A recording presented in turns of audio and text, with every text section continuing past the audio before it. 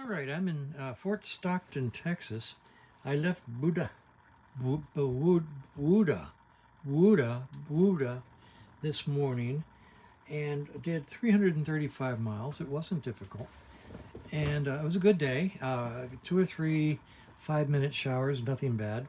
Uh, Roger and Roberta showed me a back door to Buda that put me on secondary highways all the way to intersect with I-10, and that was a whole lot better than going down 35, which I consider to be the highway from heck, and picking up 10 down there. Um, 35 is horrible. I mean, beyond comprehension. You've never ridden an interstate like 35. The good parts are bad. The bad parts are terrible. They say that Texas has 2 seasons, winter and road construction. And so I'm in the middle of that. So anyway, I can make it to Phoenix probably tomorrow. And if not, I'll stop at Wilcox, what the heck, and then go home leisurely the following day. I had some thoughts today, one of which is washboard road and high side winds make for an interesting day, because there were some sections of road that were truck washboarded and had truck tracks that you get trapped in, and they just beat the rig to death. And then with real strong side winds, of which we had quite a few, the road would bounce the rig up into the air and the side winds would move it left or right. Usually left, because the winds came from the right, and I'd be going down the right lane and suddenly find myself in the left lane, and I didn't do anything. So that got a little strange. I got passed by 2, count them, 2 Tesla trucks today. So something's happening. Maybe they're catching on. I mean, because this is cattle country, ranch country, and maybe these trucks have something going for them that ranchers and farmers are actually finding good. So anyway, that's interesting to see 2 of them on the road.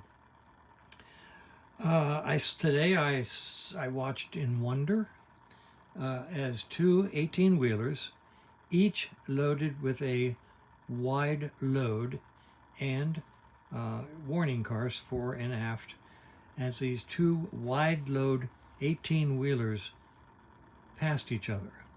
One wide load passed another wide load, and you just stand there and watch them do it, and they just go right on past and keep a foot or 2 between them, and which is interesting, because when I occasionally pass a wide load, but I'm paranoid. I mean, I'm really worried about snagging something.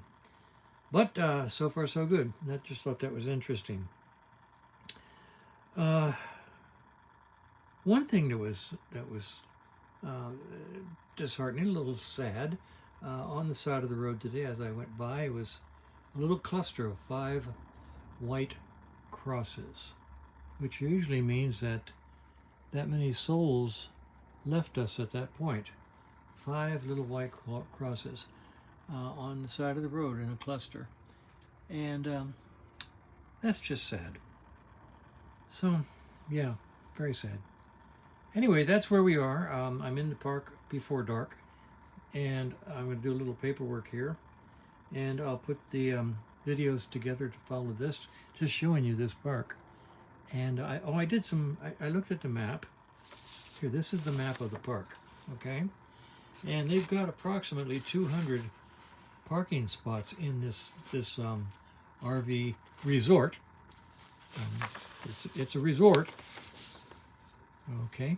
It's a resort if you're a single guy traveling alone, but not a couple and not a family.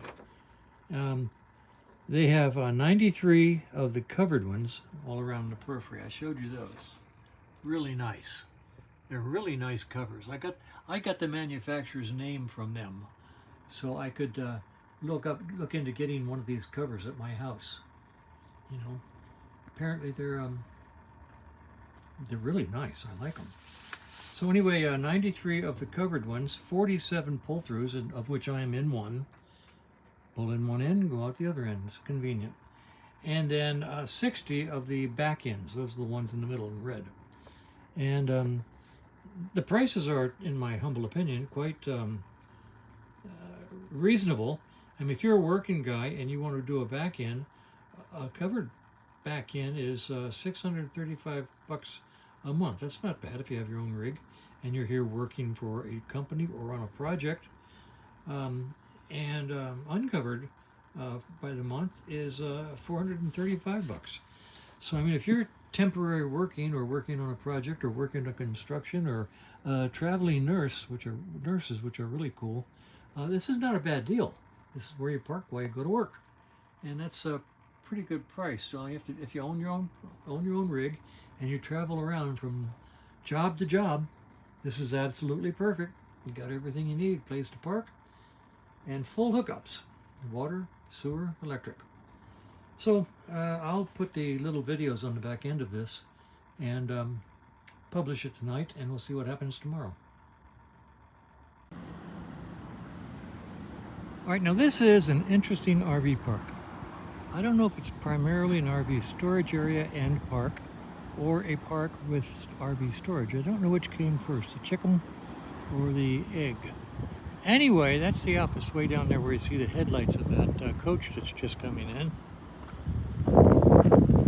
Way down there. Can you see it? Yeah. So that guy's coming in. He's right at the office.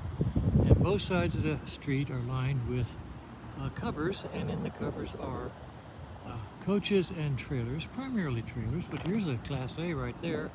He's going to be sorely upset when he finds out that the front of that coach gets sunburned in the sun, because mine didn't. It was stored the exact same way. He really should have backed it up 10 feet or so and covered that front.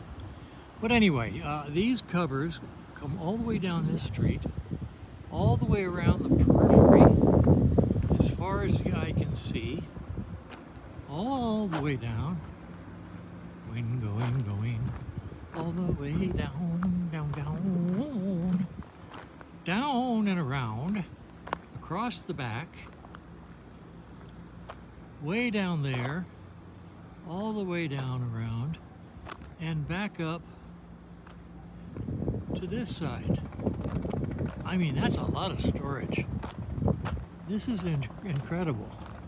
I mean, this is cool. Now, the interesting thing is I asked him for the name of the company that makes these awnings, because if I keep my RV, I am going to put an awning over it. And these are very nice awnings.